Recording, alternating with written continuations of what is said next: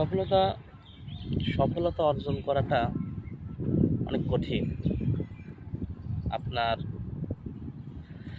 এমন না যে ঘুমানোর আগে আমি ভাবলাম ঘুম থেকে উঠে সফলতা চলে আসবে, এমন কিছু না। প্রতিদিন আপনাকে চেষ্টা করতে হবে, প্রতিনিয়ত আপনাকে চেষ্টা করতে হবে, প্রতিদিন একটু একটু করে কাজ করতে হবে। একটা সময় গিয়ে দেখবেন এই একটু একটু কাজগুলোই আপনার অনেক বড় হয়ে গেছে। পরিশ্রম করতে হবে, বসে থাকা যাবে না। বসে থেকে আপনি কখনোই পরিশ্রম করবেন না, বসে থাকবেন আর সফলতা চিন্তা করবেন, এটা কখনোই সম্ভব না।